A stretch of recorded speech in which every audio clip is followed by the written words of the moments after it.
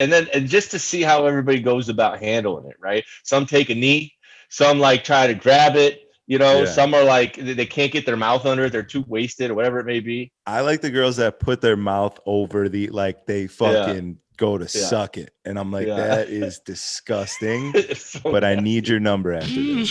Well, alright, alright. Battle raps, cause I've shaken grown men to the point that they can't even face their own friends. That's why they rhyme about jewels, not life, cause the ice on which they skating is so thin. That's what I love about the human soul. It'll usually show when the truth ain't told. You's a liar, I can smell it on you. Got the voice down packed, but your eyes are telling on you. Shame on you for stretching your mouth around shit that your heart knows you Yes, don't. sir. I see you out by the pool.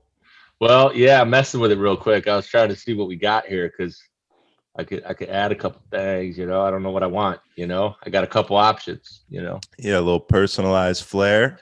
Yeah, you got to keep them. You got to kind of keep them going. What do you got going here? Oh, Just a okay. little wood grain, with the logo in the back. I like to keep a big dick behind me at all times. That's usually you want it in front of you, but I got you. Yeah. Yeah. How we What's holding up? up? How you feeling? I'm not good. I'm going to be honest. I got a serious pizza hangover. Have you ever had one of those? You don't know about those. You're not a fat kid. Well, you know what? I know about the third slice of Lou Malnati's. Yeah. See, the Like you. third is like a warm up for a fat kid. Mm. I went in. I got the Pizza Hut big box deal. I even hit a GoPuff order after that. I was off the rails last night, bro, and I What fucking what feel. what happened? You smoke too much or what? No, usually if I smoke, I'll stop myself from doing that Mm. because I know it's so bad. But I just like I was ready to go. I was revved up. I had a little Shark Tank marathon going, just fucking pizza, little Keebler Elf cookies. I got Dunkaroo bakeable cookie. I didn't even know that was a thing. They make cookies that you could bake with the frosting that you put on them. Dunkaroo Yeah, frosting. I would say aside from the Dunkaroos, you could have anybody in the world could have that night. There's always a Shark Tank marathon, right? It's kind of like Yeah. ridiculousness. Yeah. I saw that they said it's like they just go to the MTV studios, hit play, and then they dip out for the week. Yeah, they just dip. I mean, I've never been in a hotel room in my life that didn't have a ridiculousness Mm. marathon just going. Yeah, Every yeah. time I'm in a hotel room, that's all I have on. Wonder what kind of cash he makes off of that. Well, I just saw they started Deliciousness now, which he's not a part of, but I'm sure he's making money off the back end on. He's a producer or whatever. Deliciousness. Can you Yeah, see me all right? Am I dark? I feel like I'm dark. I mean, you look a little tan. Okay, well I'll take that. I mean, I'm in 90 degrees out here. Yeah, it's a good look. So I realized that last episode, we never really had you talk about who you are and what you do. So if anyone watched it who didn't know you, it would be like, yo, this guy's cool, but like, who the fuck is he? Sure, You know? sure. Well, yeah, that's easy to solve. Uh, well, I mean, shit. I mean, everybody I know is from the industry family. I've been even you and I met that way, and I think even way back. I think when I first got to Chicago, I think you were running around doing your thing, trying to get your hustle going, Yep. and we kind of met there, and then Where were you my before background. Hefe? I was out in Scottsdale, Okay, so you so came originally I'm from with, Chicago. yeah. Yeah, originally from, and when I say that, my dad lived on the north side, mom lived out in Schaumburg, Hoffman Estates, that kind of stuff. So, I did get some summer in the city out there in Chicago, and then I was out there for 23 years, and then sophomore year, mom said, you know what, let's go out to Scottsdale or well Gilbert at the time, Arizona. Nice weather, I was a big baseball kid. All right, you play baseball year round. Sold me the dream and came out here. And then I went back to Chicago at about 18 years old after I graduated high school. I just drove back out and was like, Chicago's home. I think you kind of feel that same kind of vibe right now, right? Yeah, dude. There's no place like it that I've There's found so not. far. And I haven't been to a lot of places, so it doesn't really mean shit for me, but there's definitely something special about it. Well, what I realized over, as I got older and more experienced in life, I realized, I like the commotion. I like the energy of the city. I like the sounds. I always got music playing at the house. Bro, even the speed, like I won't go through a drive-through here if there's two cars already in line because I know it's a 30-minute wait. Yeah. Like back home, I'll get in a drive-through line with 13 cars because that bitch goes quick. Well, and really, your life kind of depends on it. It's a different set of rules out there. Like if people have that little clock in their head, right, and it's that I'm hungry clock, and if you start hitting that red meter, people start getting crazy out there because we're amongst all types of people. It's not like you just get one genre of person. You get all types of personalities. So, I mean, we've seen it. I mean, hell, they make websites out of it now where you just see people lose their shit in a drive-through. Yeah. Like jail time stuff. And Yeah. they're just like, geez, over some chicken nuggets. That's going to be me. That's why I don't get in the lines. I get it. Yeah. There's certain situations I can't handle like a wait in. I'm pretty patient when it comes to normal shit, but there's certain like I can't sit in a drive-through line for longer than I know that I should be. Well, yeah, there's basic rules to everything, right? Like there's certain things, like even if you were a billionaire and somebody tried to overcharge you, it's just the principle, right? Yeah. Like you're just like, look, I could afford that, but it's like, it just makes zero sense to me right now. So, I mean, look at that Portillo's over there in the city. Like you'd be like, oh, I want a hot dog. You cruise by there, dude, you're around the block. You don't even see the building that you're in, the line that you're in. Yeah. But you're through that bitch faster than you are a 4-car drive-through line in Houston, Texas. Yeah. Well, who's adapted the Chick-fil-A pop-up tent, 18 people out front is Dutch Brothers. You ever see Dutch Brothers? In Arizona, yeah, but I don't think they have that out here. Oh, man. Dutch Brothers has got, a line down the block, but they got a Chick-fil-A set up. I mean, there's 14 people out there with computers. They're running up to cars. Is it just coffee? It's mainly just coffee. Whether they have like little pastries and stuff like Starbucks would, that'd be one thing. But yeah. But dude, I mean, you're through that line in a minute, because nobody would stand for that, right? Like if that was the line every time, you would never go. You just be like, screw it. Yeah, I cut you off, by the way, in the middle of your autobiography. So you say you came back to Chicago at 18. Came back to 18. I spent a little time out there. As we all know, Chicago's pretty expensive. So got the opportunity to get back out here in Arizona and got in the industry and just kind of worked my way up, security, grunt jobs, all the crap, bartender, barback, and just kind of got to a point where I really realized that I was going to be able to make equal to or more money than what I was trying to think I was going to be, which was I was going to be a pharmacist, if anybody could actually believe that. Yeah. So I wanted to be a pharmacist. I wanted sports and all that kind of stuff. And once that wasn't a reality, pharmacist. But then I was like, I could still be a legal drug dealer just over here selling booze. So I'm like, I kind of like it. What was like, do you remember the first time you made like real money doing that? Because I had the same thing when I left Arizona. My boys, we were all 21. That's how old you are when you graduate college, right? My boys just graduated. My boys just graduated. We were coming back home. I mean, this guy's going to law school. My other buddy's starting a business, family business, taking over. And then I was like, I have no degree. I don't know shit. I was just a Ross dress for less security guard and like DJing a little bit on the side. And I was like, I'm just going to go be a CO and then hopefully be able to become a police officer after. So like that was my plan coming back home. And my dad was like, yo, go to this guy's bar and get a job because you need a job first and foremost.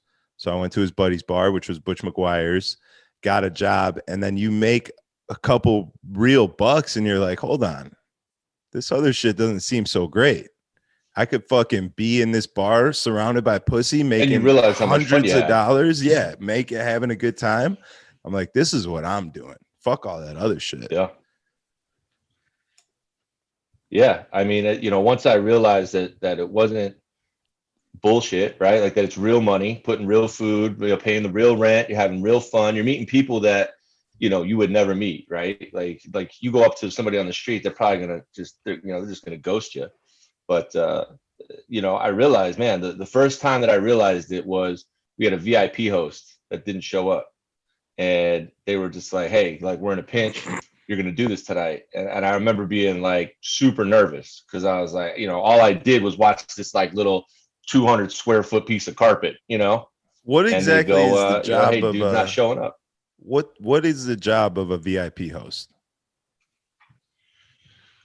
That day was completely different what the job actually is. The VIP host, you're getting them. It's a network, right? You got to be a person that everybody kind of knows, right? You're the guy, right? Oh, I got a guy down there.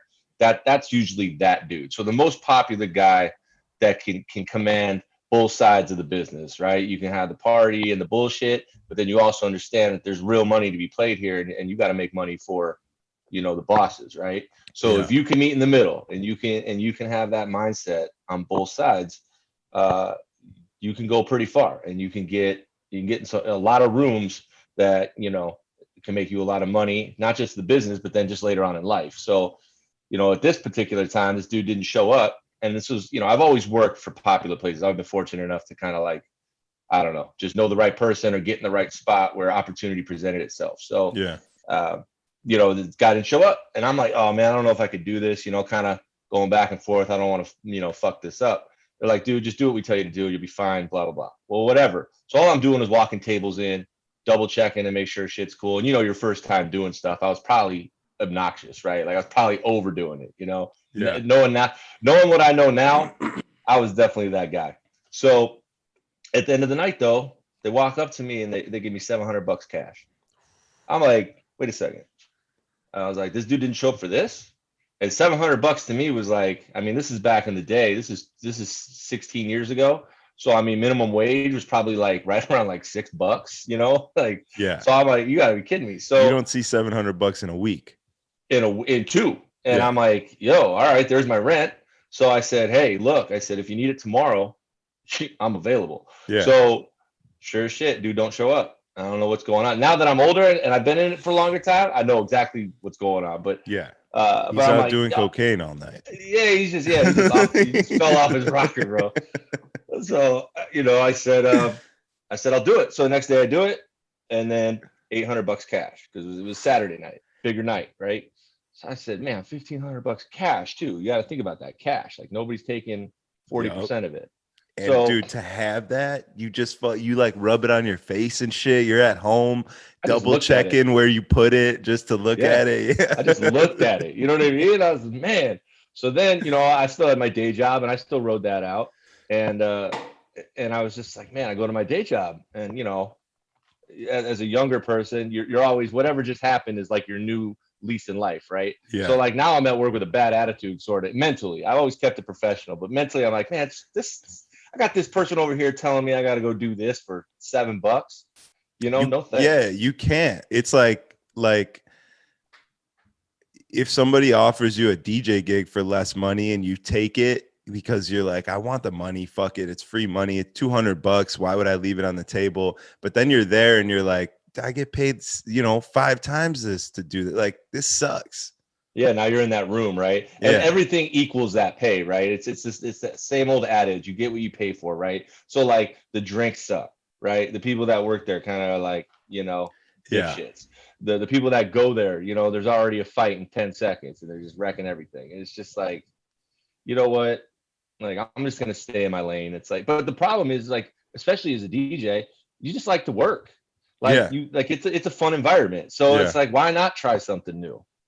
But I mean, the whole way I even got into the industry was I went to a bar, and with that same $6 an hour, I got paid that Friday, and I said, all right, I'm gonna buy my boys and all of us some shots, right? Big time, right?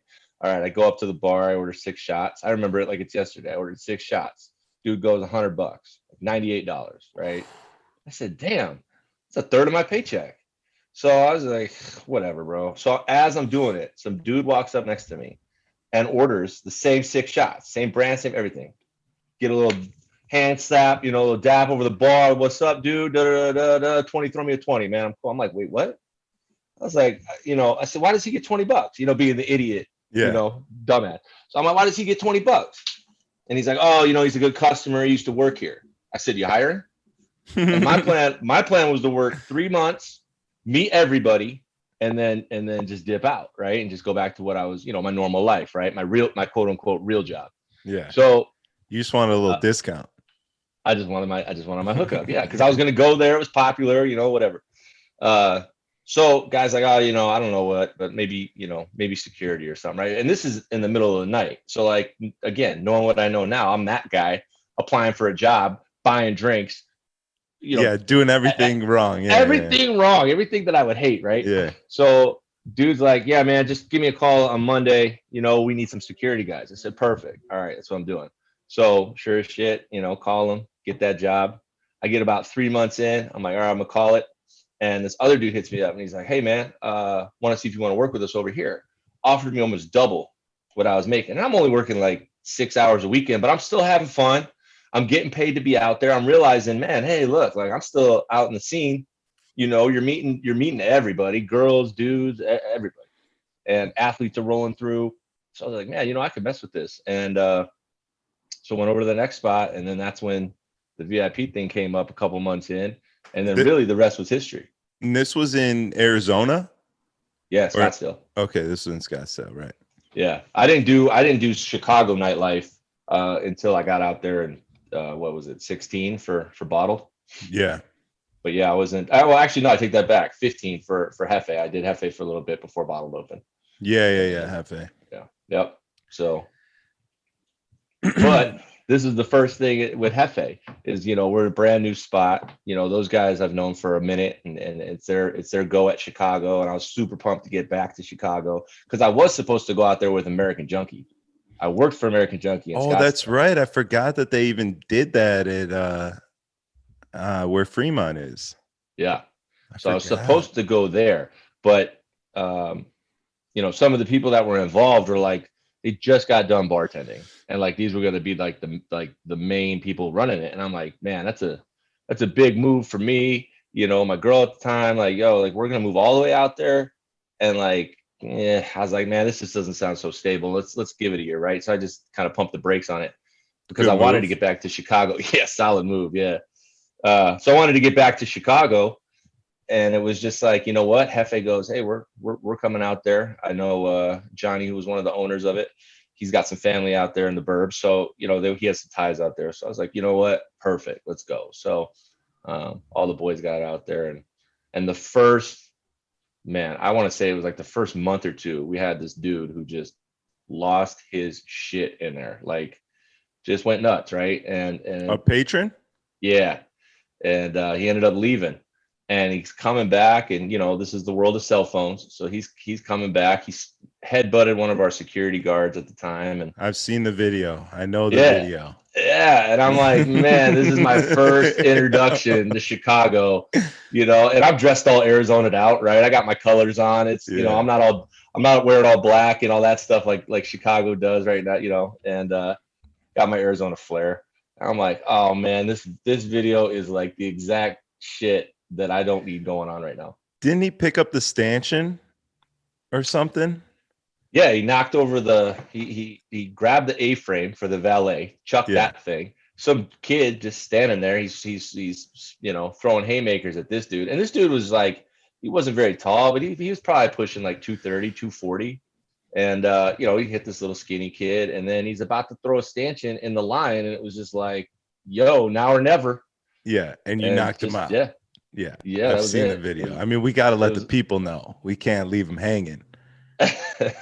Yeah. I mean, he turned and looked at me, and he was like ready to come at me with this. I'm like, hey, you know, it's fight or flight. And, you know, I'm like, if this dude throws this stanchion, it's a wrap. So that was that. But that was my introduction. That was my introduction to. And then you got a raise, right? Yeah, pretty much. Well, then I met.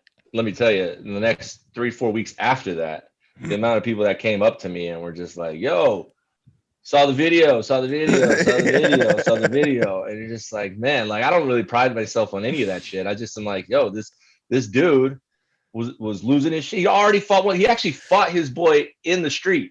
and was whooping his boy. His boy couldn't even hold him no more. So Yeah, it was like a and PCP crazed fucking something. frat boy. Yeah. He when he was pinned out on the ground, because it took a little while for the police to get there. Shocking, right? So they finally show up. They're on the street too. Yeah, they're across the street. They're across the street. Yeah, these two ladies show up. So we're like, oh, all right. Well, the dude bites the lady cop's thumb like bad. Dude, this So, he's probably still locked up. You can't bite a police officer. He got his ass beat for sure. well, Again. Yeah, because she was now pissed, right? He's biting our security guard's ankle. Like this dude's on some other, like out of his mind. And let me tell you, as soon as she said whatever she said in code on the radio, I'm telling you, within 30 seconds, we had doomsday. And this dude got hogtied, legs, ankles, everything. And he hit every single car on the way to the last paddy wagon to throw his ass in there, bro. They did not. It was like they were just carrying too many groceries, bro. They were hitting every wall. That's hilarious. And, yeah. So, but that was my hello. I'm Eric from Scottsdale. Introduction into Chicago. Yeah. And I felt bad because I'm like, these dudes put all this hard work in for Chicago, and I'm like, man, this is the shit they got to deal with. Like, because at that point, I was smart enough to know, what was going to happen. Just fuckery, dude. All right, so I wrote down a question I wanted to ask, and then hopefully it'll just turn into like a series or a conversation. But like, there's certain like anxieties that we have as DJs that I feel like we all share, and it's mostly about just working in the same place. You know what I mean? Like for instance, you get self-conscious about playing the same songs or music in the venue. You know, you've been working there for 2-3 years every Friday night for a certain amount of time, and you're like, they have to know, like they have to know my set by now, you know? So you're trying to change that. But this is something that we don't really, it's just like in our heads, but I want to know if it's actually true. You know what I mean? Oh, I could do. There's and like use me as, because we work together for long enough. If like roast me, you know what I'm saying? Like I want you know? Well, I want the truth. Well, I'll tell you what though, it's kind of one of those things like you just know it happens. You just don't know. In what order it's going to happen. But I'll put it this way. So there's a song that even some of our bartenders just in life, if you hear just the chorus, to Juvenile's Back That Ass Up, you know exactly what mashup that's going to be, right? And it's always played at the same time, right? And it's hard because, right, let's just say 11 to 2 o'clock, right? 11 to 2 o'clock. You got to play all the bangers, right? You got people rolling in, bottle service, all that stuff that's rolling in an hour after you already played it, right? You guys have to play the same top 10, let's say. Like, it's not even like if some people had it their way, they would listen to the same song the whole night. Yeah, like it's crazy. But there are DJs that kind of like by Friday, Saturday, some of them have worked shit since Monday. I mean, shit's even since last Sunday. Like some of them don't take no time off, right? Because it's just, it's shorter hours, but it's great money. And I think sometimes they get like, hey, look, like this will get me through, right? Yeah. Everyone has their own little like set, their own like I play this song after this song because I do it this way. This is it's not just like a regular mix. It's like I loop this and then go into this. Like everyone has their own little things.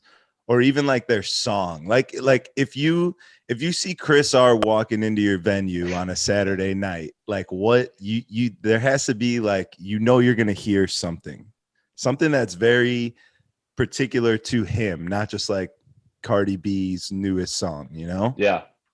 Well, he's always been a great like he gets the party started, right? Like when he like his I don't know what you want to call it, man. We what we say is we got drinking music and we got drunk music, right? Like drinking music is the stuff where it's just kind of like, you're just bobbing your head, you feel good, you haven't tore yourself up yet, got that energy, you're feeling fly, your outfit's still put together, you haven't thrown up on yourself yet. Yeah. Like you're still in that mode.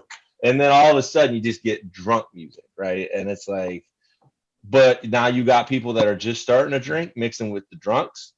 And dude, it's actually pretty great because you're just watching people just lose their shit, right? And then that's when you guys get bombarded because now all the drunks are getting at you. But I look at it like this. Like I watch a lot of, hip hop shows and stuff like that where like let's call it what's his name on what is it? I'm forgetting it. But it's the show that it's like on what is it? Like LA Leakers, right? Let's go that route. Okay. So LA Leakers will have like an artist on, right? Well, the artist will go on there with some sort of freestyle, but it's like a 3-minute thing, right? And it's like almost damn perfect, right? Yeah. So you're just like, all right, okay, it might be something that's not released yet, and it'll get you through that time that you need to get through. But I don't necessarily know if it's really a freestyle. Like I'm sure there's dudes that know how to just straight freestyle. Yeah, I don't think freestyle means freestyle anymore. It does. I don't think it's been that for a minute. Yeah. Yeah. Those guys, I mean, if you're going on a radio show, they know that they're going to have to freestyle. They have their shit written. You know who I have seen actually, I think freestyle though is Action Bronson on Funk Flex. Oh, yeah. Because he seems like a guy that would do that. Yeah. And it's never like that good. You know what I mean? Like you don't listen to Action Bronson because he's amazing lyricist. Like you listen to him because you don't know what kind of stupid shit's going to come out of his mouth. That's the most exciting part. Right? Yeah, it's what you like. Yeah. And I mean, when you listen to today's rap, right? Like it's more about the beat than it is the actual verbs, right? Like the actual language. So then, you listen to the old stuff, and like a lot of these guys are just like,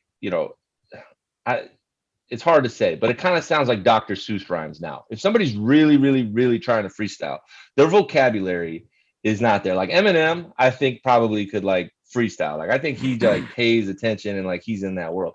Nowadays, when you listen to like somebody coming up and you just drop a freestyle, it sounds like they're reading a Dr. Seuss book. Yeah. Right? Like they're rhyming bed with red, instead. Like it's like stuff like that where you're just like there's no storyline, you know.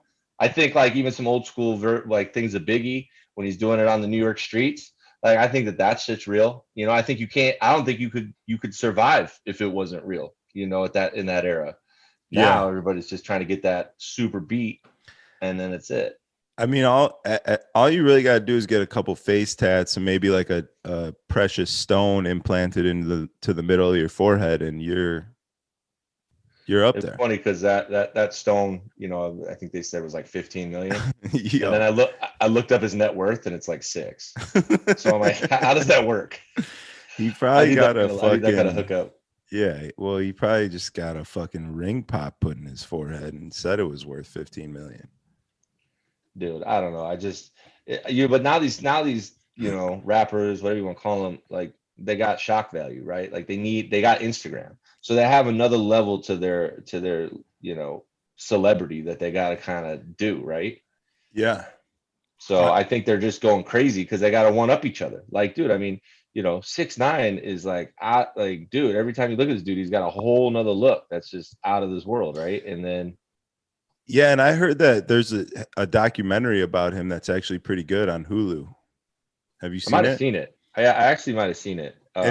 Someone was talking about it. They said that he's like, I did all of this for fame. I tattooed my face. I look stupid. I did my hair like this, like, because I know that the shock value is going to get me fame on the internet. Well, that, and I think, I mean, I know he's admitting it there, but you can't really admit it, right? Like if you're going to go that route, and come across as real, you kind of got to stick with it, right? But I'm just curious, like now, right? We don't really know the 10-year effect, 20-year effect, right? Like, let's just say, like in my era, everybody was getting tribal tattoos, right?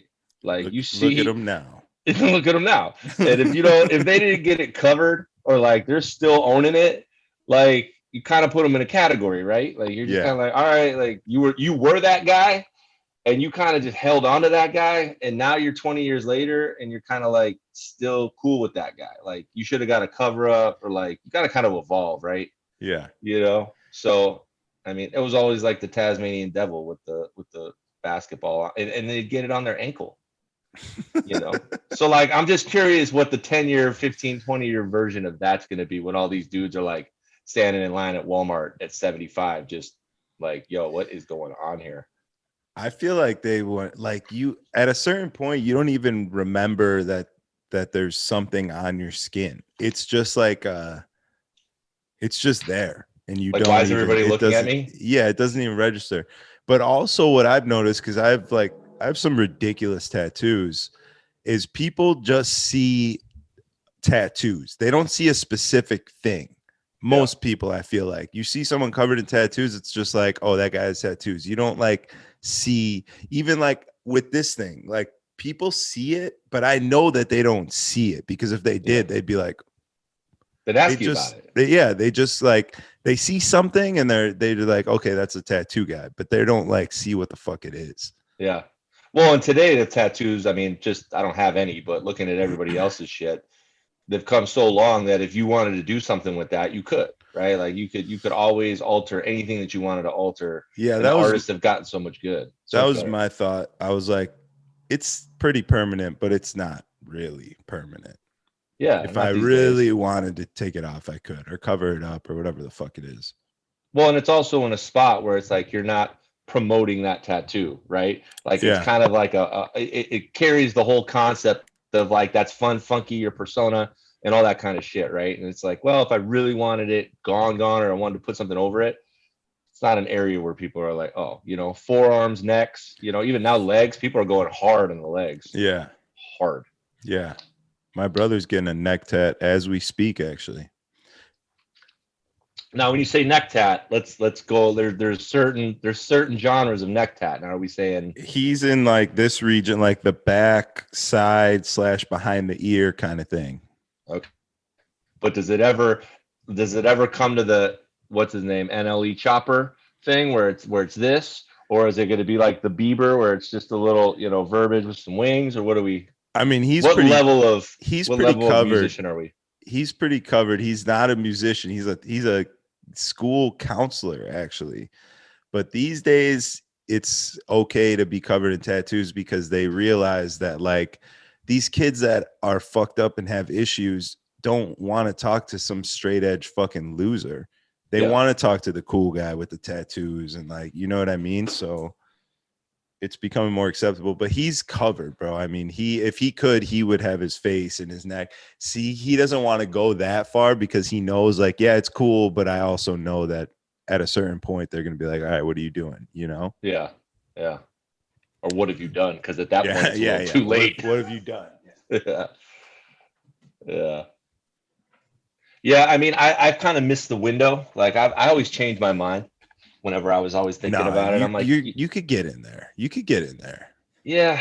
I'm at that point where I'm like, you know what? I'm waiting for that clean canvas to come around. I'm kind of banking on that. I've put all my chips in the clean canvas. I think we're coming back, you know. I think we'll be a thing at some point, but I made it this far, and I'm the type where I know you got quite a few. I'm the type that would get quite a few, if not a lot. I don't think I'm like a one-off. Like once you get one, it's kind of, you're like, okay, I'm in. This is tight. I mean, I like the art. I'm huge in creativity. I'm huge in art. I'm huge in the music stuff. Like there's a lot about me that I just kind of just do on my own, and I just pay attention on my own. That like, you know, all my whole group of friends, bro. I mean, you can imagine. I got all types of friends that I consider friends, industry friends, like where we just pick up right where we left off. And it's like, I keep all my relationships. I always have this joke, and I think I've heard it from somebody, but I've always had this joke where like I keep my friend right below wedding invite. So like, you know, I like, we're super, super cool, but I don't have to worry about going to these weddings and spending all this money. And that's a fantastic pocket to be in, because fuck weddings, especially in our business. You take off for a weekend to go to a wedding, or even just one night, you're losing too much money. It costs you money, and you're spending money. You're getting fucking hit from both ends, bro. Yeah. Like an Eiffel Tower. Yeah, and I don't, and I support all the people getting married and all, like I do. I'm I at don't that know point if where I support it all. Some people well, I'm like, listen, this is a disaster waiting to happen. yeah, but you're there to watch it. I kind of want to be that guy at some point who stands up at a wedding. Well, You know? you better have some track shoes on. Look, I support people's decision. At the end of the day, like I said, I've met so many people, so many characters, all walks of life. And as long as you're cool, I really don't care. You could be whatever genre you want to be in. The second you start being a pain in the ass and want more out of me than I ever ask out of you, it's like, all right, this is starting to just kind of be like I work for you, and Yeah. I'm not really into that. But for the most part, I get the position that we're in. We want whatever we do in our life, you as well. People want what we have. And dude, like I always looked at it as like you said, if I went to a wedding, somebody could have taken that VIP job I had. Like somebody could have been me. So I went through the whole ranks where I'm like, yo, I'm a guy. All right. You don't get opportunities in this industry as a guy. And I sat when some of these people will show up for, 6 weeks on time, right? Never miss a day. Oh, I was here on time. They want to talk about being a manager. 6 weeks. I watched a back gate for 4 years. Yeah. Just waiting for my opportunity, like just sticking it out, just grinding it out. And these dudes be like, oh, well, and the worst part is there's so many more nightclubs now. So they could just bounce. But what they don't realize, everybody's just doing the same shit to them. Like you just, oh, you got your breads buttered over there. All right, go ahead. So that's why for me, I never hire back. Like if you leave for a personal reason or you leave for like, all right, hey, look, I got to go to school or whatever, no problem. If you think that new club is the spot and you want to go risk it, all right, have at it. I remember you telling me that. You're like, I don't hire back, because we were talking about I think some new place opened or something, and I was like, yo, what's like, you always got to be worried about the girls going to the new place because they don't know how to think as well as into the future, as like they're not very business minded. You know what I mean? It's like, ooh, the new shiny thing, I want that. So I think I was talking to you like, yo, are we going to lose some girls or something? And you're like, they know that I don't hire back, and that weighs in on their decision. Like some people, they might be like, yeah, I'll go try it. If I don't like it, I could come back. But they know that you don't hire back. So it helps keep them there. Well, and it goes with just structure. As crazy as the industry looks and appears to somebody that doesn't really work in it, the structure is there. Like you have some people that are, yeah, they're nuts and they got issues and shit, but what place doesn't, right? And then at the end of the day, they like the structure. They like to know what their week's going to look like, even though they don't even have structure in their own life. They want to know, okay, whatever. Then if they're comfortable with you, that you got them for life, because they become family type of thing. And it's like once people feel like, yo, I really like this place, that honeymoon at the other bar is going to be over at some point. Like it's a honeymoon. Like you're still people, if you've been going and cranking and whatever, these people don't just abandon. They don't abandon the staff. They don't abandon the venue. They don't abandon that stuff. You just gotta, I love the competition. So like anything that we would ever do, if it was been done in the surrounding area, I'm like, yo, just throw that in the trash now. Like let's get on some other shit, because if they're doing it down the street, we're just like them. I want it to be the other way. Copy us. Yeah. Speaking of already been done, I think I might have to steal the long shot from you, because I miss doing that. That was so much fun. Yeah, man, have it. I miss doing that. We need to build one out here. That shit was fucking fire. Yeah, stag long shot, man. It's cranking in Indiana. I got Tito out there. Just he's got full control. He's chucking them. He bro. knows we what got a 24 footer now, so we upgraded. There's a little learning curve on it, but once you understand the tool, you're good to go. And you know what? For the demographic that we're in, that little college town, like they love it because everybody knows now you can't touch it. Yeah. They're all trained now, so they all go in, everybody watches it. Like, and it's cool for college kids because you know what?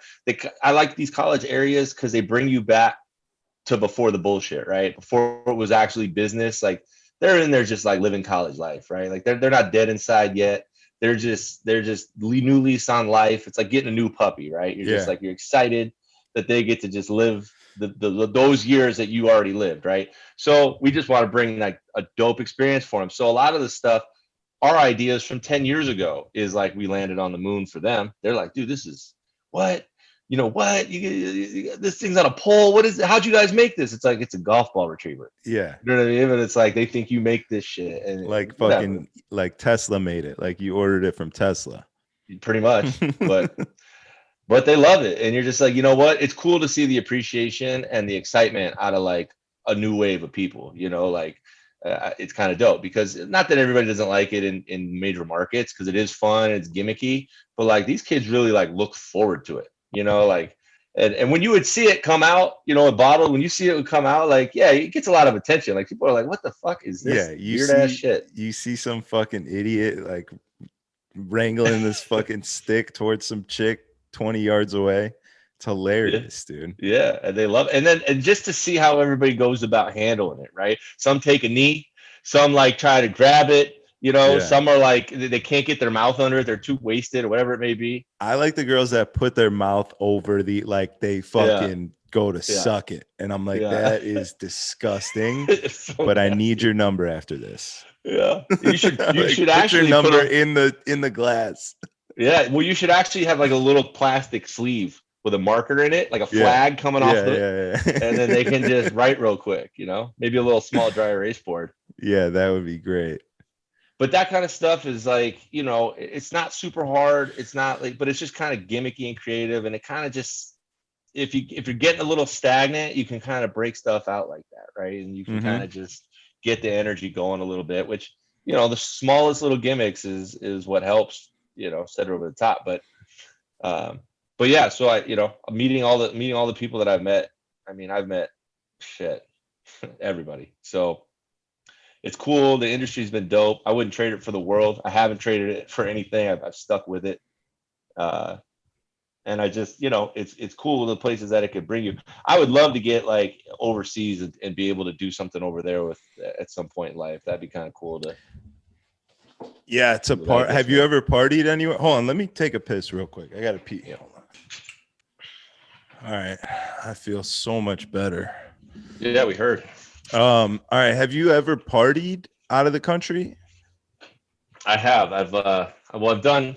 I never really count Mexico, even though just because you know from Arizona, it's kind of like right there. But we would always go. We've been to you know, Italy, Paris, and Bali was cool, and Thailand was cool. Bali was like, bro, Bali was good too, though. Yeah.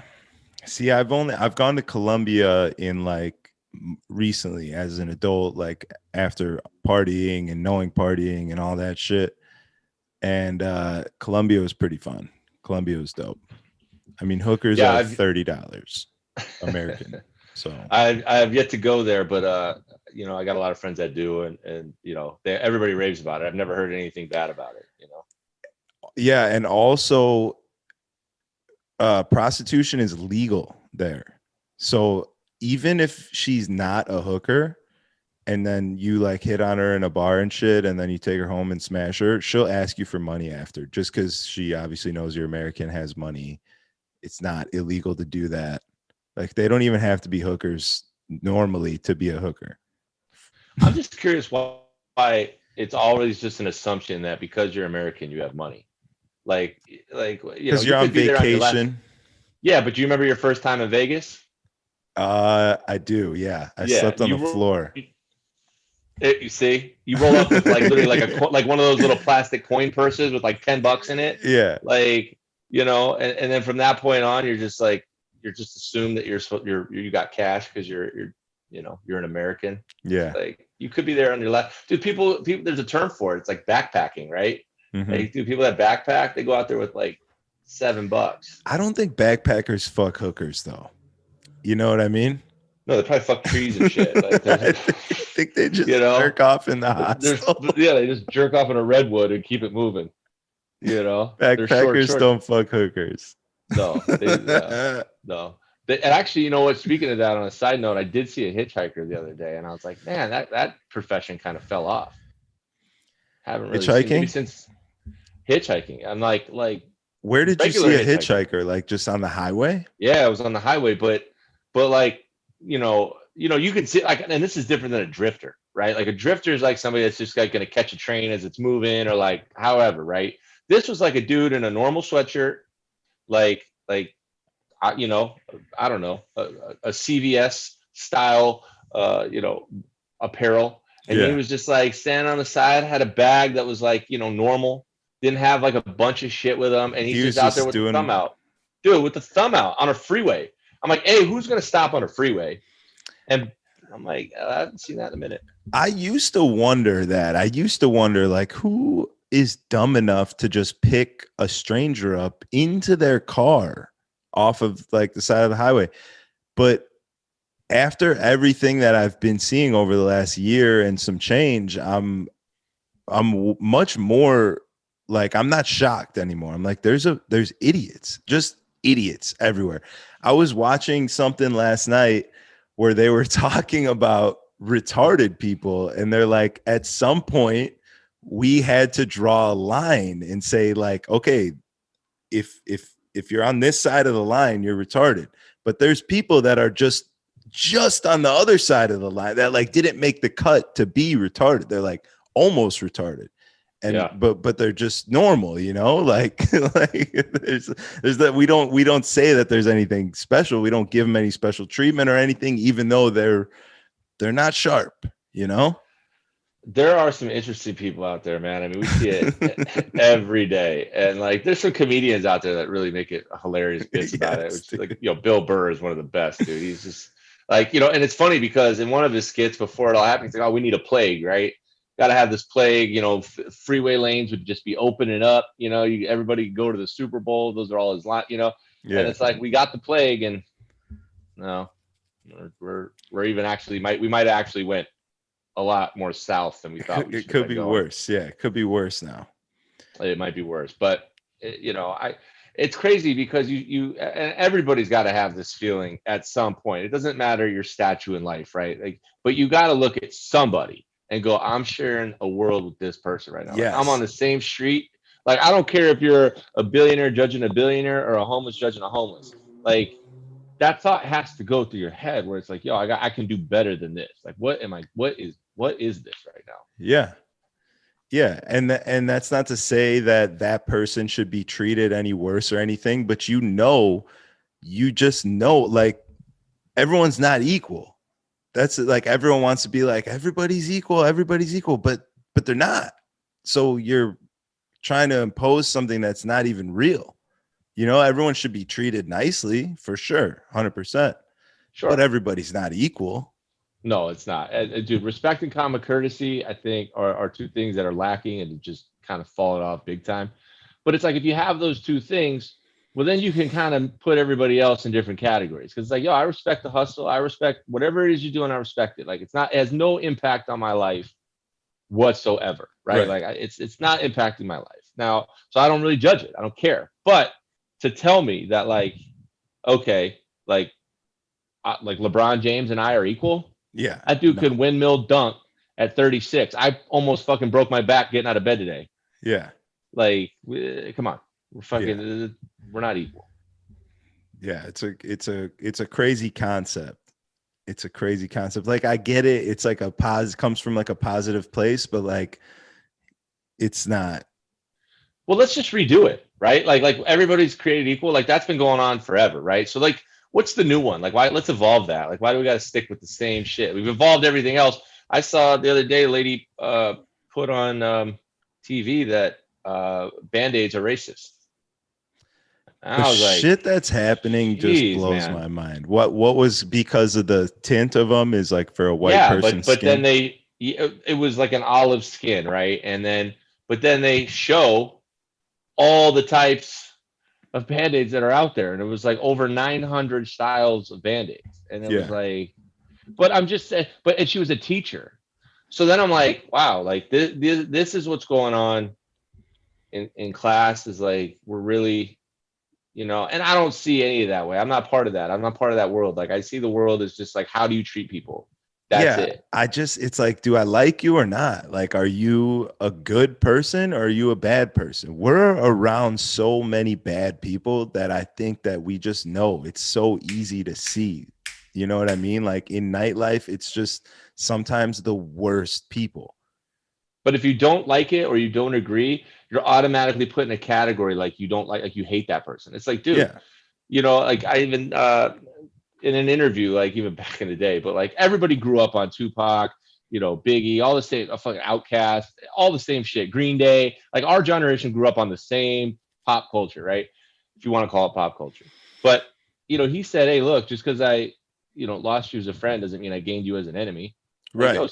Some of us are just, we ain't meant for each other. Like we don't go together. Like you don't put mayonnaise on a salad. And we can You know what I totally mean? exist, but we don't Yeah. have to be fucking hating each other or sucking each other's dicks. We can just exist and not like But each now other. now it's crossed over to mask, no mask.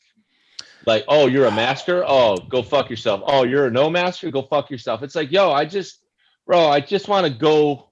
I just want to get some coffee, man. That's it. Yeah, I get sucked into that sometimes. I definitely get sucked into that sometimes, and I have to I have to be like, yo, just chill out. I know we got to like work on it, and it sucks that you have to like think that way. Like I just get up. Like if you're not trying to rob me or any of those things, like all right, today's great. Like you're gonna have your haters. You're gonna have people trying to do business that puts your business out of business, but that's called business. It's competition, right? Like if you played a team sport in life, you can get that. You understand that kind of stuff. But like everybody just thinks like you just hate them because you don't fuck with them, and it's like, dude, I can't fuck with all the people I know. That's like, bro, I wouldn't have enough time in my day. There's not enough time in my life to fuck with everybody that we know. You know what I mean? Like we know, I would say we know damn near 50,000-60,000 people. Yeah. It's crazy. It's definitely a wild time. It's definitely a wild time right now. Did you see the girl on Twitter who's like some fucking like lefty, super lefty, like writer chick, like whatever? She piled on to somebody who said something racist, like, one of those fucking stupid jokes that's just clearly a joke, and then someone gets in trouble for it. She like piled on to it. It was something about the Asian hate thing, and she tweeted like, this man needs to fucking burn for his sins, And then somebody went and dug up her old tweets, and she's got tweets about like something about her pad thai having cat meat in it, and like all these other stupid little Asian jokes that are just fucking stupid little jokes. Like, you know what I mean? Nothing. I mean, I bet you grew up with a whole group of friends that was like all different races, and then you just all made fun of each other for funny stereotypes. Like they made fun of themselves. Yeah. I made fun of myself. Yeah. 100%. Every group, there's like, we had an Indian kid. I was the Jewish kid. We had a Greek kid we used to make fun of. There's a fucking, literally one of everything. And like, that's just how you joke with your boys. That's yeah, dude, it was. And I mean, I grew up with a whole neighborhood, right? You always, because I'm the type, I was just having this conversation earlier. It's like kids can hit up their friends on their phone now and just see if they're home, right? We had to go ride around, check out. We had to put in some physical effort to really go find our people to hang out with, right? Track your and boy you never down. knew where anybody was at. You'd call if the mom wasn't home. You didn't know where Jeremy was. Yo, Jeremy, I think he went to TJ's house. All right, cruise to TJ's house, right? Yeah, oh, he's not there. Hey, where are they at, right? But anyway, you put in all that work to go hang out with your people, and it's like, yo, when you get there, dude, it was just like you just whatever. It was a bunch of kids, right? You just bag on each other all day, like all day. It's the most fun thing ever. It's still to this day, like those friends are still my best fucking friends, and we get together, we play Super Smash Bros on N64, and we just fucking make fun of each other. Well, and now even more with this sensitive world that we live in, they're even more needed because you can be yourself, right? And you can actually let your guard down because, dude, I text, I call, I email thinking that everybody's up to shit, you know, and that sucks. Like that you sucks because walking on eggshells around everybody. dude, and half the people in the world, I would say Scottsdale, because I've grown up with a lot of these people. They're my industry friends. I trust them. Like they've been around me. They've been in my house. Like we know who we are, right? But aside from that, there's so many people I met that don't really even know like the real me, right? Yeah. They just know me from like being cool and hospitable and those types of things, which I am. But it's like every single time people meet me, they're like, "Damn, I didn't know you were that funny. Yeah. I didn't know you like, dude." Some of them go, "I didn't even know you drink." It's like, you serious? So I was like, wow. Well, thanks. I appreciate that. I had a drink. I was having a drink when I met you. Yeah.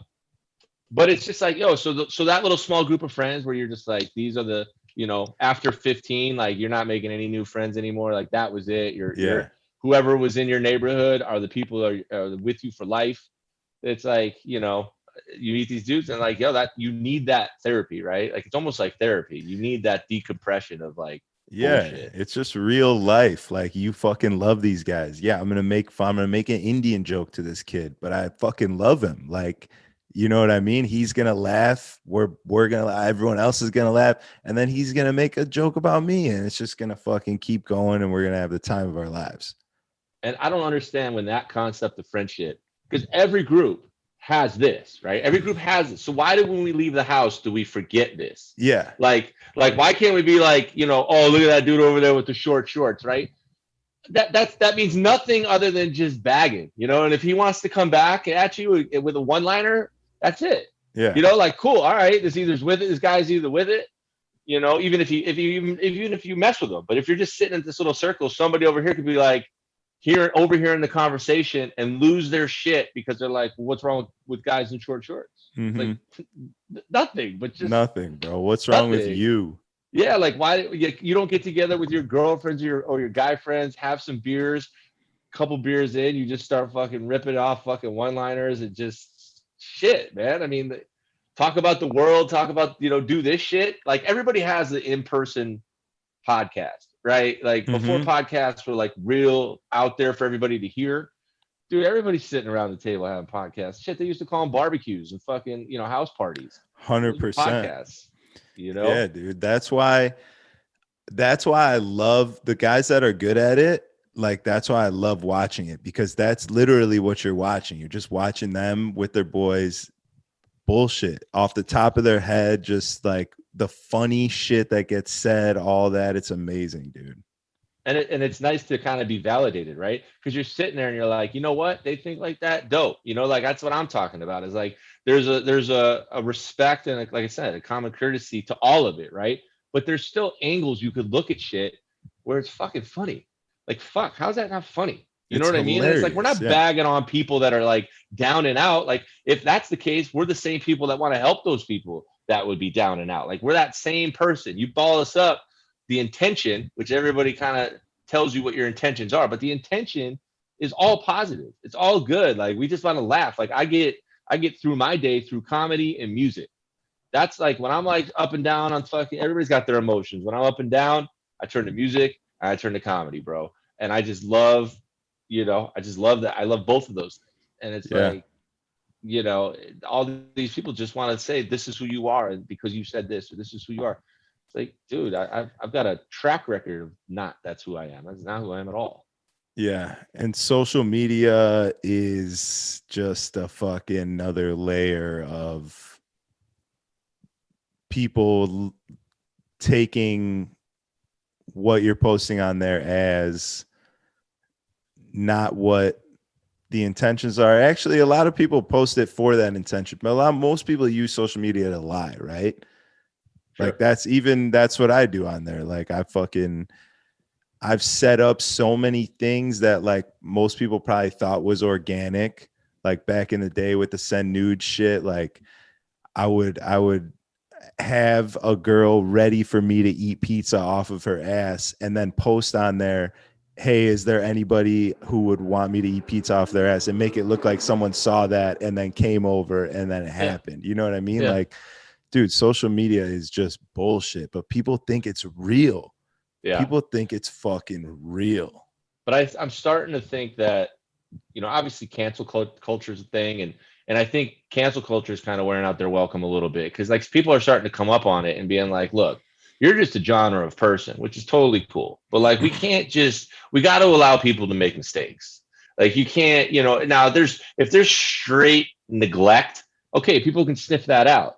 If somebody said something in high school and they're 16 years later and we want to talk about it and like ruin their whole life and like, yo, what are we doing?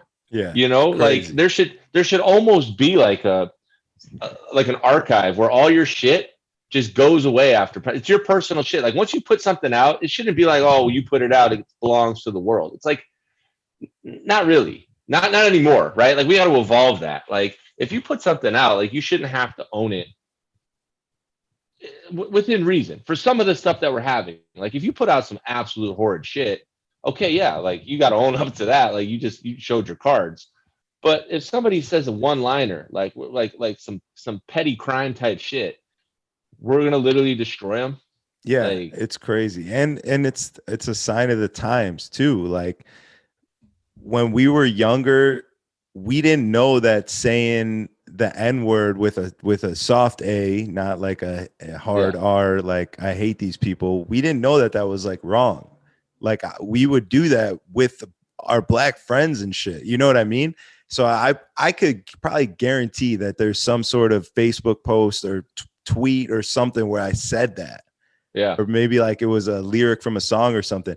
Sometimes I think about like, is that ever going to come back? Oh, I think as we speak, you know what I mean? Like as we speak right now, it's like you have to think of that these days. And it sucks because you're not really going to get the true version of people. And what I mean by that is like, you're not getting people speaking candidly, right? You're not getting them to be themselves. And if there's a neglect and there's like, there's things that you don't talk about. There's things that are disrespectful. There's things that get you fucked up. There's just avenues you don't take. But like all of us don't take those avenues. Like there's shit we keep our head out of all that shit. We keep our nose clean. Yeah. But there's angles that are on the smaller scale. Call it a misdemeanor crime in the social media world, right? Yeah. There's a misdemeanor crime where it's like you shouldn't be prosecuted. Like if you made a pad thai joke. I mean, funny. Fuck, you made a pad thai joke in 2000. In 2000, in 2021, comedy was allowed to be comedy. Like, dude, one of my favorite comics is Bernie Mac. Yeah. Like, this dude was fucking great. He was from Chicago. You know, the shit he'd say, the way he would deliver it, the no bullshit he would take about it. Like, he said what the fuck he was going to say, come do something about it, right? Yeah. And it was fucking funny because it was like, yo, it's true. Because that's what most comedy is. It's true. It's truth. Like, true you can put shit. yourself. It makes you uncomfortable. Yeah. Well, and you could say, look, he articulated it in a way where it's like, yeah, I live that same shit. That is funny. My brother does do that. You know, my mom does do that. You know, that's funny shit. He gets it. So you can relate to it. So it's funny. So, you know, for us who push the envelope a little bit with our comedy or like just even like how our minds work, like you see Bernie Mac, right? You see Bill Burrs, you see George Carlin, you know, like you see these guys where it was like George Carlin was a fucking master. Dude, even Dave Chappelle. He's a fucking master with his joke, bro. He it's not even a joke. He's just telling you stories and his delivery. And then the way that he puts it is like, not only is it complex and for us, like smart people out there that understand it, you're like, yo, that was actually super dope how he got to that punchline, right? Yeah. So you really appreciate it. And nowadays it's like, you have to dumb that type of thinking down and spend your energy on people that like don't understand it. And they want to tear you down because they don't understand it. It's like, yo, I don't have time to spend on you trying to understand it. Yeah. It's not my job to teach you anyways. Like if you think that's bad, that's fine, but don't come after me wrong. For it. Go, you know what I mean? Wrong. Go preach to your gods about how terrible it is and all that, but don't bother me with it. I just wondered what happened, and maybe we need to do this for social media. Like computers need to have it. Your iPhone needs to have it. But we should just give people a remote because I don't remember at what point in life people forgot you could change the fucking channel. Yeah. If you don't like something, you pay cable, you pay Hulu. These ain't cheap. They got 180 fucking channels of shit on there, right? You could change the fucking channel. Like there's a shit ton of shows I don't watch because it's dog shit. I'm not spending any time other than passing it up on the guide on that shit. Like it's not for me, so I don't go to it. Like, why are we putting people's like? it's literally like them going in front of their TV, getting on Hulu, putting on something that they hate and watching it while being upset about it. That's what they're doing. It's like pushing they're on a putting bruise, it right? on. Yeah. It's like, yeah, you know it's gonna hurt, and you know it's a kind of thing, but you just still keep pushing on it, and it annoys the shit out of you. And these are the people that we are listening to. Like, these are the people that we are taking notes from. Like, what are you doing? Or are getting this far with the complaining? Like, at some point, like, do we just say, hey, all right, look, enough. We're not spending any fucking time on this. Like, yeah, when does that start? Here's your forum. Here's whatever you need to get your point across. But like, the world has shit to do. Yeah, and we're not spending any more time on it. Yeah, it sort of I guess you could take that in for yourself, or not yourself, but myself, and like say the same thing, right? Like, we hate these people. If I just didn't ever see them, hear about it, see about it, get on social media. Like, if I didn't get on social media and even know that these people existed, I'd probably be happier. You know what I mean? Well, I think it's even hurting social media more. I mean, I know social media likes the clickbait and all the engagement, and like it gives the news world, which is whatever you want to call that these days, something to talk about, right? They just wait. I was watching sports yesterday. Michael Rappaport said something. He released Kevin Durant's DMs to him, and they were supposed to be boys, but that was news. That Michael Rappaport on SportsCenter, this was fucking news. Oh wait, was Kevin Durant making fun of him like in a friendly way? Was that like a little friendly roast? I mean, well, Rappaport apparently said something about Durant, and then Durant came at him in DM on Twitter. Because I saw those, yeah. Yeah, and it was like, yo, as a dude, you released somebody's personal DM, not only somebody's personal DM, but a celebrity at that. It wasn't anything that was like worthy of the world needing to know. Like, it wasn't like, hey, this dude's about to go, I don't even know, right? Do something horrific in the world, right? Shoot up a fucking like public place. It was none of that. So what are we talking about? So you, as a man, you did bitch shit, and you put somebody's DM out there where it's like, it's kind of street code. It's like internet street code, like you can get fucked up for shit like that. And it's like, people like love doing that because it's now taken the little Twitter finger mentality, and you're like taking it to the next level. Like, this shit is starting to evolve. And for me, I don't even fuck with social media no more. Like, I'll go on Instagram, I'll post something here and there, but I don't think I've gained a follower in fucking 2 years.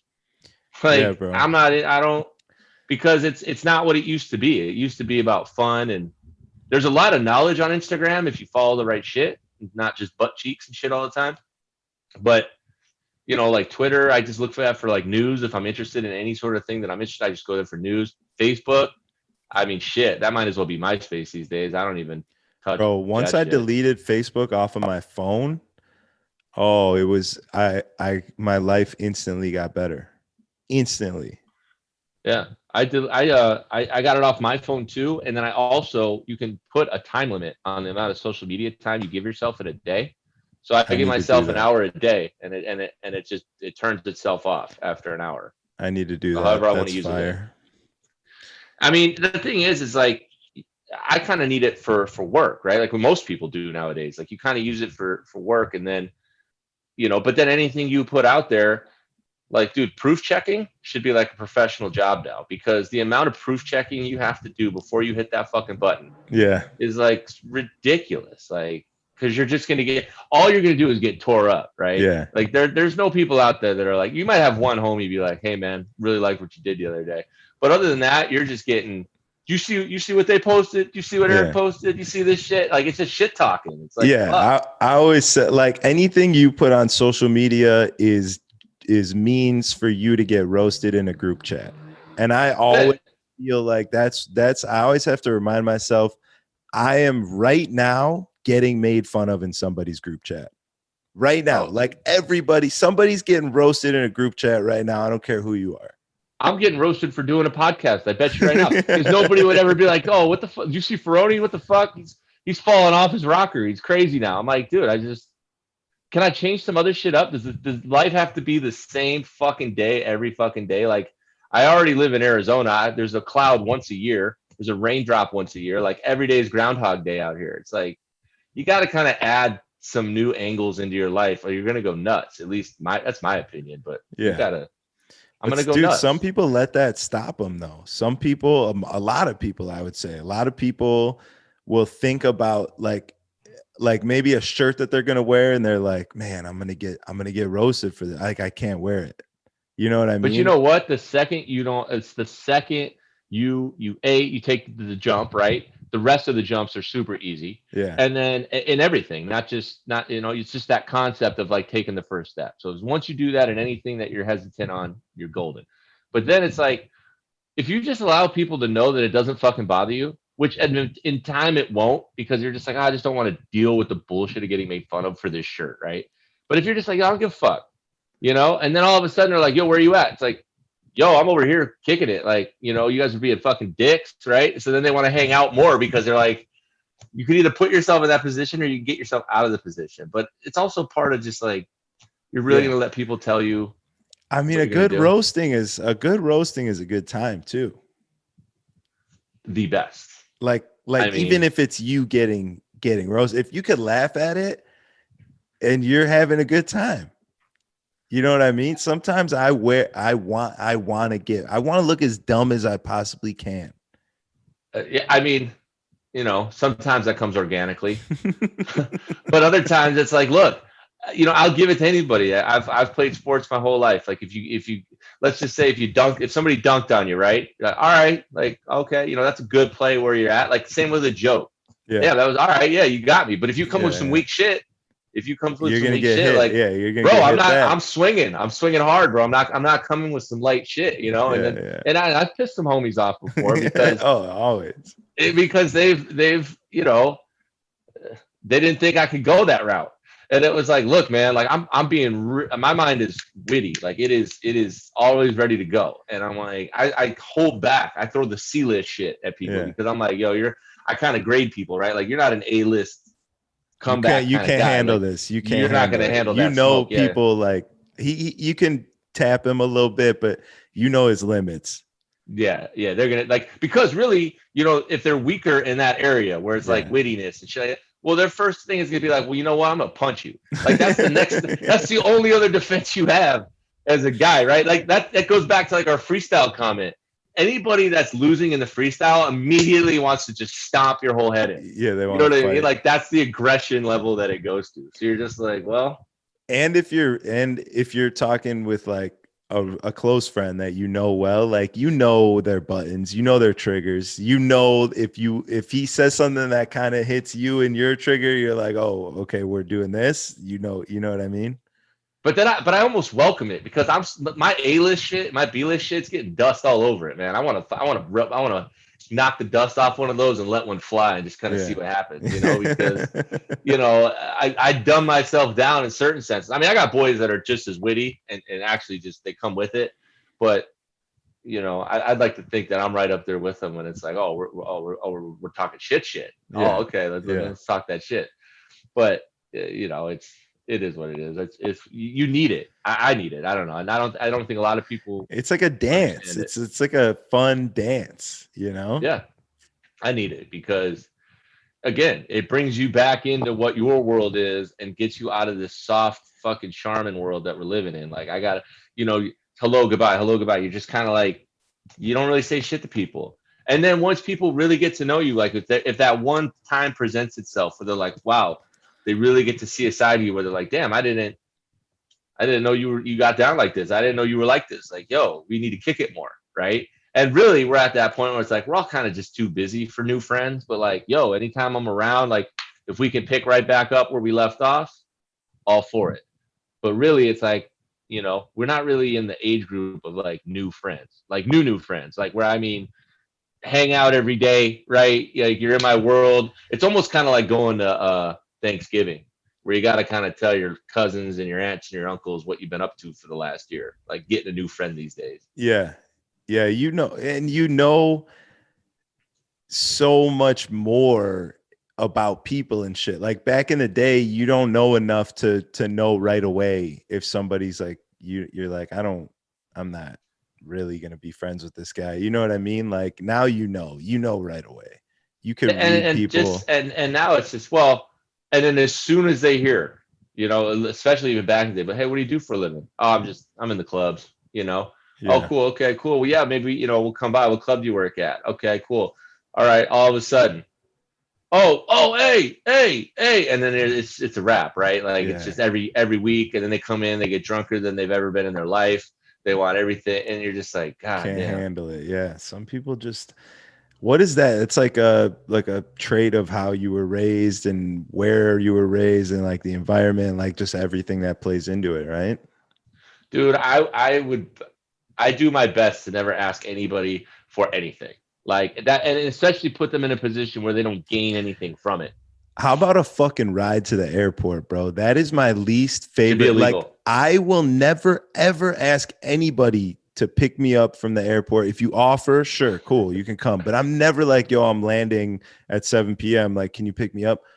Who does that? There's Uber, bro. Who I the know. fuck does that? That's already there. There's Uber that's already there waiting for you. You just got to pick them. Just pick which one you want, and then you're back here. That's what blows my mind the most. I'm like, why? How do people just ask for that like it's a normal thing? Like, that is the worst thing to ask somebody. How does anybody that didn't grow up in the same household ask anybody for anything? You know what I mean? Like, without there being some sort of substance, right? Like, if you're going to do something for somebody, okay, it doesn't always have to be money. Like, there's a ton of like things people can trade off, but we always have those people that just take.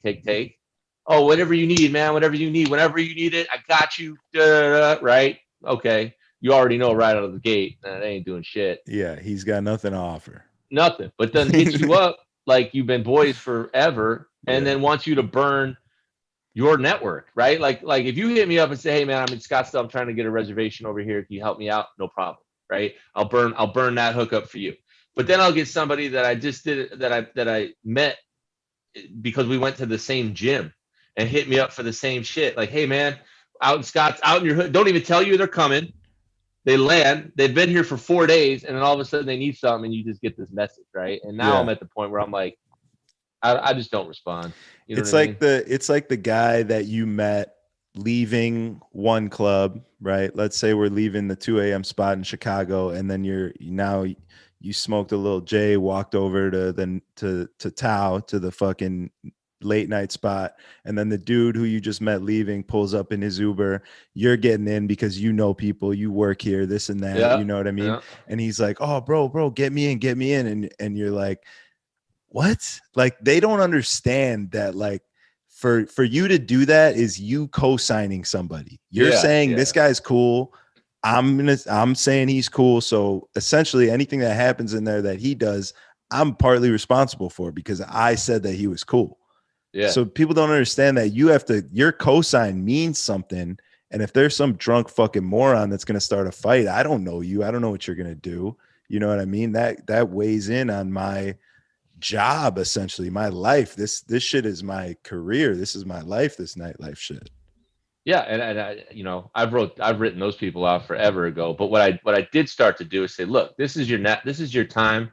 Like, let me put it this way. If I knew that somebody worked for somebody, let's say they work for Nike, right? And they get 50% off of all Nike shit. Okay, look, I'll introduce you, right, to the main person. After today, all bets are off. Even if I want to proceed with you, and I'm only proceeding with you because in my world, you checked a couple boxes for me to introduce you in the first place, right? Yeah. So, all right, hey, look, so-and-so, head of whatever, the door, head of the bar, head of whatever it may be. Hey, this is Jim, right? Works for Nike, gets 50% off. Like, you guys should probably got some good hookups, connections over there. You guys should talk. I know you like Nike. You should give him his card, whatever. Okay, cool. Now Jim shows up 5, 6, 7 times without you. All right. Well, bar owner, whatever, manager's like, yo, I'm going to buy some Nikes. All right, Jim, this is your time to say, I'm that guy or I'm not that guy. Because if you don't come through, that's it. But that's the kind of positioning I try to put people in, because if they can help themselves, if you teach them to fish, you'll never hear from them again, right? And they stay in their lane of right below wedding invite, right? They just stay in that fucking lane, and they don't ever bother you about shit. Yeah. But you just connect them. But if you don't have anything to offer in our world, you got to just keep moving, man. And it doesn't have to be anything massive, but like, yo, you work at a coffee spot. All right. Well, dude, I'm going to introduce you to lives right down the street from that coffee spot, drinks coffee every day. I'm not saying everyone's got to be free, but You know how to, maneuver that scenario. Yeah, I mean, you use it to your advantage. Some people, I think that sometimes sounds like a shitty thing. Like, oh, if you don't got nothing to offer, you got nothing for me. You know what I mean? Like, you gotta have something. I can't just be a nice enough person to like you as a human being. But it's like that again, that plays back into like the everybody's equal thing. Like, this is not a fantasy world. You know what I mean? You're asking me for top dollar. You're asking me for top dollar, and I'm getting a coffee out of it. All right. Yeah. So like look around you, right? When you're asking me for something for free, look around you, because there's 700 people around me while listening to you ask me to help you out for what? You know what I mean? And I'm not saying you're asking me for top dollar. Now come Tuesday, when I have a little bit of time to talk and you want to come in, or you need a reservation, and I can maybe possibly move some things around for you, and you're asking a little bit more lesser tier of an item from my store, quote unquote. Yeah. I'll help you out. But you literally come in and you're just like, hey man, let me get the filet mignon. I want the gold steak. I want everything. Give me the whole thing, right? And it's like, what was your name? Yeah. You know what I mean? And you're just, so people come, they don't come correct, right? They come asking for the highest level shit. And it's like, finesse the relationship. Yeah. The people that are able to do it right are the people that you want to know anyways. You know what I mean? You have a mutual understanding of, okay, I have this to offer, so I know how to go about it, because I don't like when people come at me this way. I'm not going to come at someone that way. I'm going to do it this way because that's what I like. Now you guys understand each other. Oh, when I go to do something or get something, that's how I do it. Okay, we understand. Now your network has just expanded. You are able to, who knows, use this guy in the future for something. You want to fucking start a coffee shop, he's already got one. You know what I mean? Whatever it may be. Like, my point to this, the position that I'm in life right now, is because of all that. Like, there's conversations I remember from 13, 14 years ago that, I keep in touch with people because I've not kept in touch with a lot of cool people because we just don't gel, right? Like, they're just on some other shit that just doesn't really, doesn't really interest me and doesn't interest what I'm doing. But there are people that we connect. I see they're about that grind and all that stuff. And I've watched them evolve over those years, where it's like, okay, we're all going to get older. We all got to make moves. We all got to like take the next steps, right? So if you're with like-minded people that want to do that, and you're smart and you have your plan in place from the beginning, you collect these people, right? Like, you collect all this knowledge and you can use it. yeah, and the pieces start to come together. It's dope. It's fucking dope, dude. Well, and everybody wants to work with their friends, but by friends, it's business, right? Like, everybody's trying to come up, and everybody wants to make $1 million so they can spend $1 million. I want to make $1 million so I can have some fucking freedom. So I can just kind of chill, and then I want to turn that million into more and more and more. Like, a lot of people have the wrong perception, but when you get hustlers with the same mindset, which, as we all know, are kind of few and far between because there's fuck crackheads out there. Yeah. You're like, yo, okay, this is actually coming together, right? All right. So speaking of like-minded people working together, I have a proposal. I have a proposal for you. You ready? Do you know anything about NFTs? I've been listening to it. I've been not like, I'm not into it, if that's what you're asking, but you have an understanding of what it is, right? Yeah. So my perception is a digital currency. You buy these things, it's encrypted. It's kind of like you're the only owner ever. Yeah. There's no way to falsify it. That kind of shit. Yes. Yeah. So I created an NFT that I thought would be funny and could potentially get some traction on the internet just through of like stupidity of the internet, like things that are stupid on the internet that are funny. And I'm trying to get Dante. I told Dante if he could get it on Barstool or write an article about it or something and like skyrocket the price, I'd split the money with him. Okay. So I got this fucking, I got this butt plug NFT. Wait, this is where we're at in life, huh? I'm on the wrong screen. This is where we're at in life, huh? Yeah. This is what we're doing. All right. So you see it? Yeah. Okay. Yeah. So this is the butt plug, literally an exact digital replica of the butt plug that I got out of this stripper's butthole in Miami Gardens, Florida from Tootsie's, right? So I thought that'd be funny. Like if these things are selling for millions of dollars that are just like, whatever, like, I don't even know. I don't know. All I know is that things are selling for millions of dollars. So I'm like, I'm going to shoot my shot.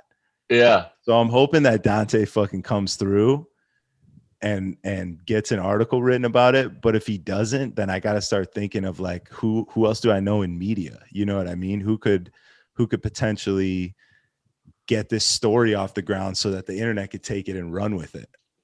Man, I wonder if you could find like a guy that doesn't have has a billboard business. Yeah. You're not seeing any NFT billboards. Like everything's so traditional, right? Yeah. Or so untraditional, I guess, nowadays. So I guess I got to understand it a little bit, but so you can just create this. How did you create it? What is the process to create one? So I had HP make this piece of art, this video that you see here of the butt plug spinning around. He digitally created that. I bought that from him, right? And then I just took that and it's called minting it. I uploaded it to this server, this rarible.com, which is a place where you buy NFTs, sell NFTs. But you have to have cryptocurrency to do it. So I had to buy Ethereum. I had to connect my crypto wallet to Rarible, because that's how I get paid now too. If someone buys this, the money goes straight to my crypto wallet because you purchase it in Ethereum. And then you have to have Ethereum. It costs like 90 something bucks just to upload it onto this site. That's fucking nuts. Yeah. I mean, it's dope, but it's nuts. Yeah. I'm seeing a lot of places are starting to do more and more of it. I wonder, like, do you know anybody that does like webcams? What do you mean? Well, maybe getting it into like a webcam, like a woman's, like a female webcam type of like genre. You know what I mean? Like have people that are chiming in that do it. Like, you might be able to partner with the girls, and now you can sell the used NFT toys. Yeah. Yeah. I mean, if people were buying fucking underwear and thongs and shit like that, man, I mean, there's motherfuckers out there buying anything. That's what I'm saying. If this thing sells, that's just a new door that just opened. You know what I mean? Like, I have all sorts of weird shit that I could upload on here. You could do a whole collection. You could do a whole collection of like whatever. So just a bunch of things that are related to each other, sell the entire collection. I don't know what the fuck I'm doing. Yeah, nobody knows what it's gonna be. It's crazy. I'm like trying to jump on the fucking. So then okay, they give you $1 million for that thing. What's next? They just own a floating butt plug on the internet. Well, so mine says after purchasing, you'll be able to receive the actual butt plug that this art is based off of. So I would mail them the butt plug. So they would have the actual butt plug, and then they would have this like okay, I've seen people that are taking NFTs, and you know how they have those digital picture frames? Yeah. They're putting it in a digital picture frame. So you would have that just like spinning around like that on your mantle, like you could do anything with it. I don't know. Hey, and you know what? I hope it works out, and I'm down to try to figure this out.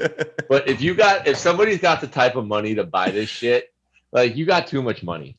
Like, because what do you have it on there for? So it's a bidding thing. So you could bid on it, but I have the buy now price at 100 Ethereum, which is like 182 grand. I would walk into the same fucking Tootsies with 10 grand, have them put them all in their ass and fucking take them all with me. Yeah. For 10 grand. You know what I mean? Like, yeah. I don't know what's going on. I mean, so the technology, I understand, is like something to get on. It's the mindset. It's like, yo, we're getting to a level of brain capacity where like, dude, this is idiocracy. It really is. Like, everybody says, if you've seen the movie Idiocracy, this is where we are at. We are paying with shit with Carl's Jr. fucking sandwiches, like, and Starbucks lattes. Hold on, I gotta take a piss again, bro. I'm fucking. Yep. Oh, all right. I'm finally starting to feel normal again. Get this fucking pizza. I'm pissing the sodium out, I think, from all the salt I ate. What kind of pizza did you go with? Dude, just the worst decision making ever, I think, last night. I got a Pizza Hut pizza, bro. And I always feel like Pizza Hut's gonna be good because I remember it being good from my childhood, but then it always fails me. You know, it's like it's decent, but I could have done so much better. But Well, what I was gonna say, if you had Peter Piper, yeah, you guys don't have Peter Piper out. is that a chain? It is, but it's like if you're gonna go, I wouldn't even call like Lou Malnati's like I don't know what you would call it, gourmet designer pizza bullshit. But if you were just gonna go the Domino's fucking Pizza Hut route, Yeah, like a corporate joint. yeah, dude, it's the spot. Yeah, I've never had it. I like Domino's is decent. I like Serapino's a lot, honestly. Yeah. Talking corporate. But I miss Chicago. I just miss that La Villa, bro. Like that flaky thin crust. It's a little thick, but it's not. I just that traditional, not deep dish shit. You know, they don't have anything like that out here. I could ride with the deep dish stuff. I could ride with all of it though. Like Barnaby's, I grew up on Barnaby's, and like the little thin crust sausage. I mean, I could fuck that shit up. And then, dude, there was what was the spot? There was a bowling alley. I know it sounds crazy, but this is 20 years ago. There's 30 years ago. There's a bowling alley that we'd always bowl at, and it had a cranky pizza joint. It wasn't like a little glass case with a one slice going around for the last month. You know what I mean? Like it was legit. But I remember we'd always go eat there too. That's like Philly's best, bro. You always get that pizza that's like 13 hours old under that heat lamp that fucking the iguanas sit under at the animal store. Yeah, they probably buy it. It's probably if they're next to a pet store, you gotta be careful. Yeah. Yeah, they but let me ask you this. Did you go stuffed crust? No, I did the box. Remember when that came out? Remember when the stuffed crust came out? Yeah, I remember because I remember my brother and his friend were eating it backwards. Like they thought they were cool. I think that was part of the commercial, right? Did they do that in the commercial? They're like, yeah, you probably eat this one backwards.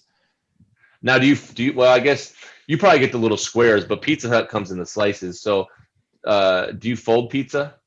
Are you a folder or do you eat it? If it's thin enough to where I need to fold it, like, like a New York slice where you got to get like the ring finger under it and you're holding it, I'll do that. But no, I like to just bite it it's like a regular slice, right? Like a regular slice. Yeah. How do you feel about ranch? I'll put ranch on my pizza. So you do ranch it up. I'm a fat kid. Now, how do you feel about ketchup with steak? I haven't done that in a long time. So you're not against it though? I'm not against it. Yeah, but it's not ideal. Like if you're gonna get it, like most people, they'll get a pizza and they have to have the ranch, right? Okay. So like I grew up when I would have steak, I had to have ketchup. You still put ketchup on your steak to this day? If I make it at home, I don't go out to nice restaurants and do it. But. Okay. Yeah, I couldn't see you being that guy. I know, but I don't give a fuck. It's one of those things where it's like, yo, if you're gonna pay $60 for a steak and you wanted ketchup, who gives a fuck how you eat something? Like people that get caught up on that and say, oh, you're a ranch with pizza guy. Like, what does it fucking matter? Why do there have to be these like categories of Lou Malnati's, the deep dish with the ranch? That's one of the best fucking pizza ranch combos for sure. But see, the way that people look at me steak with ketchup is the way that I look at pizza with ranch. I don't fuck with the ranch on the pizza. With it. Yeah, okay. I don't fuck with it because I'm like, it's like people put ketchup on eggs. I'm like, I could get down with that. I could get down with that. I don't get it. I don't get that. Like, I don't dog it. I don't put people in a category where I'm like, but I did do this thing with my mom. Like, a lot of parents back in the day used to put the bread in the refrigerator. Yep. Let me tell you, when I was way younger, 10 years old, 12 years old, I'd go over to people's houses, we'll make you a sandwich. Okay, cool. And I saw that bread come out of the refrigerator. I'd be like, no, thanks. Yeah. It's like hard. Like goes bad faster in the fridge. It goes bad like instantly. They think it lasts longer. Like anybody that puts shit that shouldn't be in the fridge, they do it because they think it's preserving it. Mm-hmm. It's making it worse. Tastes like shit. I got a guy I live with now. He puts bananas in the refrigerator because they're supposed to last longer. I'm like, they're black in a day. They're literally fucking shit in a day. And I'm like, all right, man, that tastes good. Have at it. But even like freezer bread, you always had like those people that like their parents would buy 7 loaves so they didn't have to go back to the store that's 7 minutes away. Yeah, I was for never fucking- about that freezer burn. You gotta like fucking clap the slices together to get the ice off of them before you stick And them they in would the have a toaster. separate freezer for it. Like, yo, they literally bought a freezer to put the bread in. It's like, oh my God, just stop. Yeah, But I was, I'm not a picky eater, but I was picky when I'd be like, yeah, no thanks. yeah, I feel that. I'll get a peanut butter and jelly from my house. I feel that. Yeah. All right, Good. let's fucking wrap this. I mean, we gone like 2 hours and just didn't even feel like anything. It's great.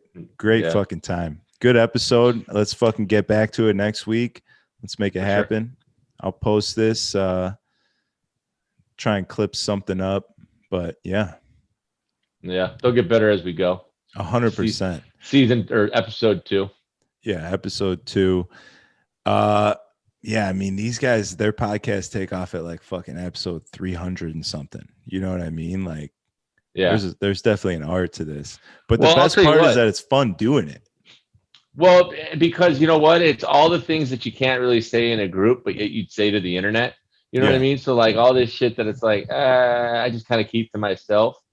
You can kind of offload it a little bit if you do it the right way. You know what I mean? Yeah. But I mean, it's the day and age where it's like people can kind of get to know you. So that's kind of why I look at it that way. I'm like, you know what? People finally can kind of see who I am from afar. Yeah. And I can do it on my time, and they could check in on it on their time. Yeah. And Like we if don't have you to give a fucking wait. shit enough to want to know, you could check it out. It's right And there. you can get little things, but you could see where I'm at. You could probably be like, oh, all right, I fuck with that. And then, you get your haters, but whatever. Get in line. Yeah. Hell yeah. Hell yeah. So- Let's go, champ. All Yeah. right. Have a good day. Thanks for listening. We'll catch you guys next time. All right, brother. Appreciate it. See you guys. Peace. Later.